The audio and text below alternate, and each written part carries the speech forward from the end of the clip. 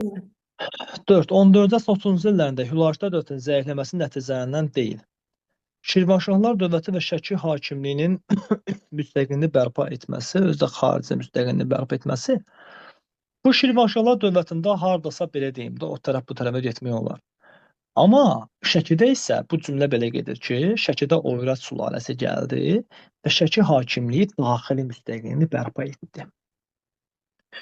Eləcə də bu Şirvanşahlarda da məncə belə olmalıdır. Çünki yadınızdadırsa, 2-ci Axistan adamın hakimiyyət illəri 1243-1260-dır. 2-ci Axistan Hülaçların asılılığı qəbul edir və orada deyir ki, artıq bundan sonra Şirvanşahlar öz dəbdəbələrini göstərmirlər, titullarını göstərmirlər. Əsasən Hülaki hökmdarlarını qabağa verirlər. Yəni, bu da onu göstərir ki, Şirvanşahlar Şəki əslində demək olar ki, orada hər iki asılını itirirlər. 2-ci Axsitandan sonra. Həm də fikir verirsiniz, bizim kitablarda 2-ci Axsitandan birbaşa Çavus ibn Keyqubada tullanırlar.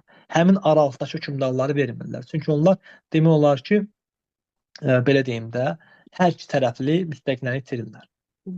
Və 14-30-cu illərdə bunlar daxili müstəqilliyi bərpa edirlər. Variant kimi A-nı verəcək çox güman ki, amma yenə də qayıdıram digər variantlara.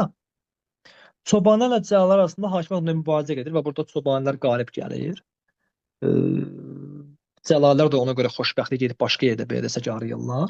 Hakimiyyətlə mübarizə Şirvanşahlar dövlətində qoşulması, hakimiyyət uğrunda mübarizə qoşulması, çobanların faktiki hakimiyyətə yiyələnməsi, bu var, bu heç.